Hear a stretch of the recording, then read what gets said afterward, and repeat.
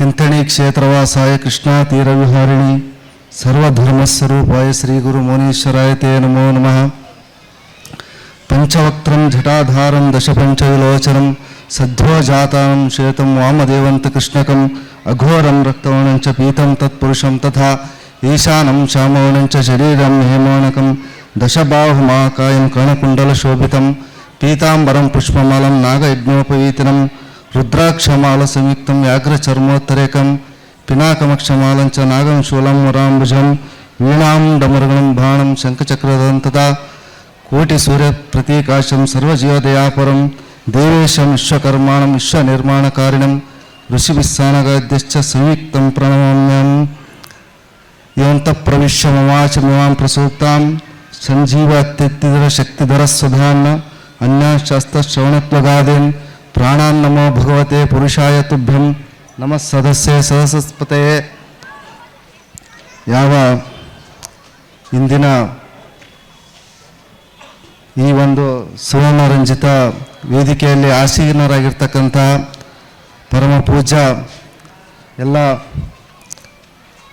ಮಹಾರಾಜರಿಗೆ, ಸೂಫಿ ಸಂತರಿಗೂ ಹಾಗೂ ಎಲ್ಲ ಪೂಜ್ಯರಿಗೂ, ಇಲ್ಲಿ ನೆಲೆಸಿರ್ತಕ್ಕಂತಹ ಎಲ್ಲ ಮಹನೀಯರಿಗೂ, ಆಗಮಿಸಿರ್ತಕ್ಕಂತಹ ಅಕ್ಕ ತಂಗಿಯರೇ, ಅಣ್ಣ ತಮ್ಮಂದಿರೇ, ತಮ್ಮೆಲ್ಲರ ಅಂತರಾತ್ಮದಲ್ಲಿ ವಾಸಿಯಾಗಿರ್ತಕ್ಕಂತಹ ಮೌನ ಪರಮಾತ್ಮನಿಗೆ ಶರಣೆನ್ನುತ್ತಾ, ಯಾವ ಈ ಒಂದು ಹಿಂದೂ ಮುಸ್ಲಿಂ ಭಾವೈಕ್ಯತೆಯ ಸರ್ವಧರ್ಮ ಸಮ್ಮೇಳನ ಈ ಒಂದು ಕಾರ್ಯಕ್ರಮಕ್ಕೆ ನಮಗೆ 3 ವರ್ಷಗಳಿಂದ ನಿರಂತರವಾಗಿ ಅವರು ಬರಬೇಕೆಂದು ಆಹ್ವಾನ ಕೊಡ್ತಿದ್ದರು. ನಮಗೆ ಬರಲಿಕ್ಕಾಗಲಿಲ್ಲ. ಈ ವರ್ಷ ನಮ್ಮ ಒಂದು ಪುಣ್ಯ, ಈ ಒಂದು ನಿಮ್ಮೆಲ್ಲರ ಒಂದು ನೋಡುವುದು ಪುಣ್ಯ.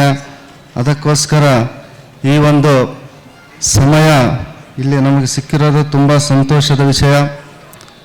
ಎಲ್ಲರೂ ಮಾತಾಡಿದರು, ಎಲ್ಲ ಗುರು ಹಿರಿಯರು, ಮಹನೀಯರು, ಎಲ್ಲದರ ಬಗ್ಗೆ, ಪಾಪ ಪುಣ್ಯದ ಬಗ್ಗೆ ಎಲ್ಲ ಹೇಳಿದರು. ಮೌನೇಶ್ವರರು ಒಂದು ಅವರನ್ನು ವಚನದಲ್ಲಿ ಹೇಳ್ತಾರೆ, ಮಾಗಿಯ ಕಟ್ಟಿದರೇನು, ಮೇಘಲು ಹೂಡಿದರೇನು, ಮೇಘರಾಜನೊಬ್ಬ ತಡೆದರೆ ನಿಮ್ಮ ಕೈಯಲ್ಲಿ ಆಗುವುದೇನು ಬಸವಣ್ಣ ಅಂತೇಳಿ. ಅಂದರೆ ಎಲ್ಲ ನಮ್ಮ ಕೈಯಲ್ಲಿದೆ ಅನ್ನೋದು ಅಹಂಕಾರದಿಂದ ನಾವೆಲ್ಲ ಬಿತ್ತಿ ಬೆಳಿತೀವಿ ಅನ್ನೋದು ನಮ್ಮ ಕೈಯಲ್ಲಿಲ್ಲ ಅಂತೇಳಿ ಹೇಳ್ತಾರೆ. ಆ ಭಗವಂತ ಮೇಘರಾಜ ಆಶೀರ್ವಾದ ಕೊಟ್ಟರೆ ನಾವು ನೀವು ಎಲ್ಲರೂ ಚೆನ್ನಾಗಿರ್ಬೋದು. ಹಾಗೆ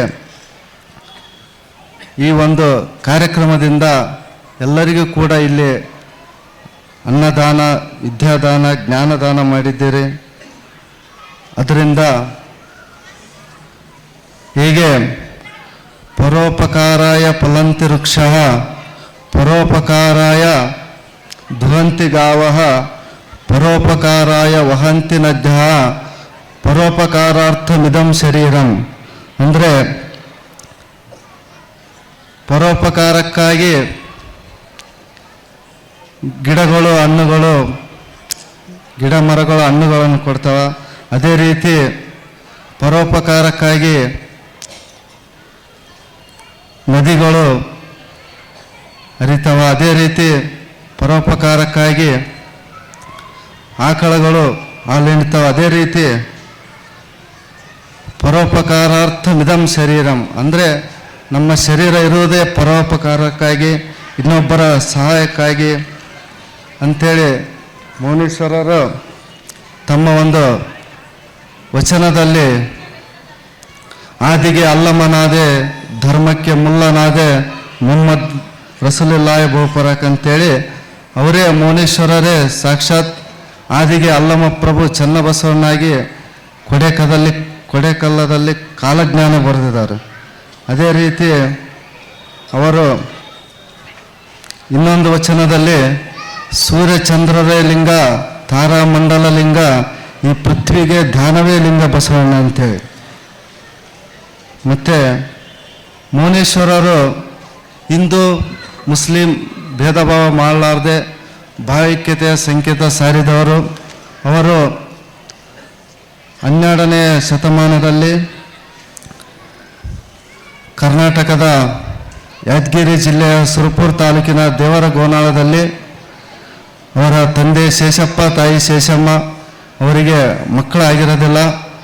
12 ವರ್ಷ ಆದಿಲಿಂಗೇಶ್ವರಕ್ಕೆ ಪ್ರತಿನಿತ್ಯ ತಾಯಿ ಶೇಷಮ್ಮ ಪೂಜೆ ಮಾಡಿ ಬರ್ತಾ ಇರ್ತಾಳೆ. ಒಂದು ದಿನ 12ನೇ ವರ್ಷ ಕೊನೆ ದಿನ ಶೇಷಮ್ಮ ಆದಿಲಿಂಗೇಶ್ವರನ ಹತ್ರ ಹೋಗಿ, ಇಷ್ಟು ದಿನ ನಾನು ನಿನಗೆ ಪೂಜೆ ಮಾಡಿದೆ, ಸಿರಿ ಸಂಪತ್ತು ಏನು ಕೇಳಿಲ್ಲ, ಎಲ್ಲರೂ ಬಂಜಿ ಬಂಜಿ ಅಂತ ಇಯಾಸ ಸಲುವಾಗಿ ನಿಮ್ಮಲ್ಲಿ ನಾನು ಪುತ್ರ ಸಂತಾನ ಕೇಳಿನಿ, ನನ್ನ ಮರೆ ನಿಮ್ಮ ಕಿವಿ ಕೇಳವಲ್ತು, ಇಲ್ಲೇ ನಿಮ್ಮ ತ್ರಿಶೂಲವನ್ನು ತಗೊಂಡು ಚುಚ್ಕೊಂಡು ಜೀವ ಬಿಡ್ತೀನಿ ಅಂತ ಶೇಷಮ್ಮ.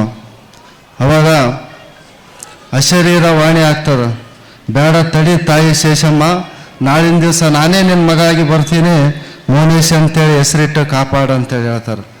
ಅದರಂಗೆ ಸಾಕ್ಷಾತ್ ಮೌನೇಶ್ವರರು ಮಗುವಿನ ರೂಪದಲ್ಲಿ ತಂದೆ ತಾಯಿ ಶೇಷಮ್ಮರ ಮಗಳು ಮಲ್ಕೊಂಡು ಅವರ ಒಂದು ಬಂಜೆತನವನ್ನು ನೀಗಿಸಿ, ಅದೇ ರೀತಿ ಹಲವಾರು ಪವಾಡಗಳನ್ನು ಮಾಡಿ ಎಲ್ಲ ಕ್ಷೇತ್ರಗಳಲ್ಲಿ ಸಂಚಾರ ಮಾಡಿ ಕೊನೆಗೆ ತಿಂತಿಣಿ ಕ್ಷೇತ್ರಕ್ಕೆ ಬಂದು ಅವರು ಕೆಳಗಡೆ ಗವಿಯಲ್ಲಿ ಮೌನೇಶ್ವರನಾಗಿ, ಮೇಲೆ ಮೌನೋಧೀನನಾಗಿ ಹಿಂದೂ ಮುಸ್ಲಿಂ ಭಾವೈಕ್ಯತೆ ಇಲ್ಲದೆ ಒಂದೇ ಅಂತ ಸಾರಿದವರು ಹಲವಾರು ಶರಣರಲ್ಲಿ ಮೌನೇಶ್ವರರು ಒಬ್ಬರು. ಹಾಗೆ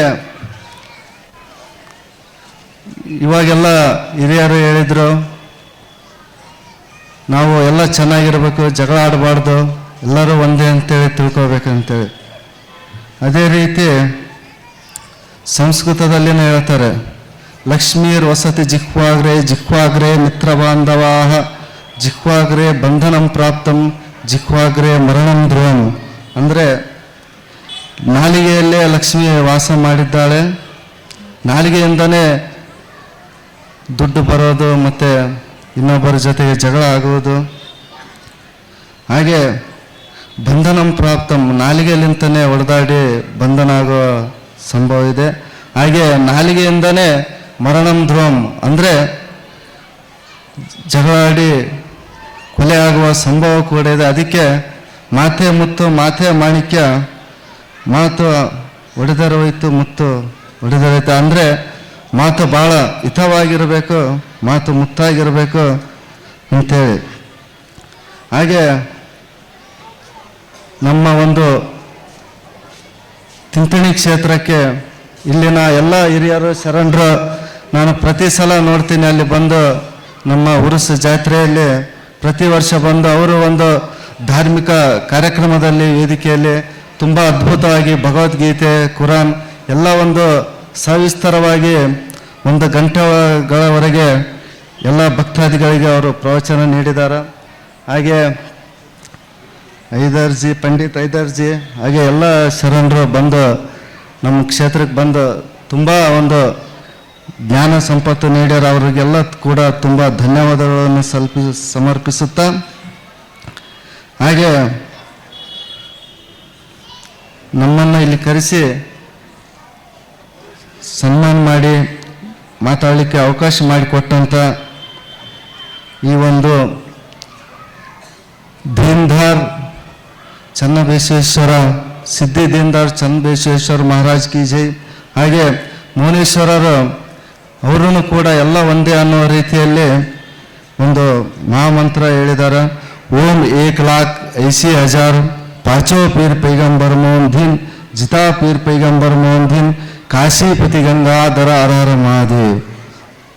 ಅದರಲ್ಲಿ ಎಲ್ಲ ಒಂದು ಅವರ ಸಾರಾಂಶ, ಅವರ ಒಂದು ಎಲ್ಲ ಅರ್ಥಗರ್ಭಿತವಾದ ಒಂದು ಮಂತ್ರವನ್ನು ನೀಡಿದ್ದಾರೆ. ಅದೇ ರೀತಿ ನಮ್ಮ ಈ ಒಂದು ಜನ್ಮವನ್ನು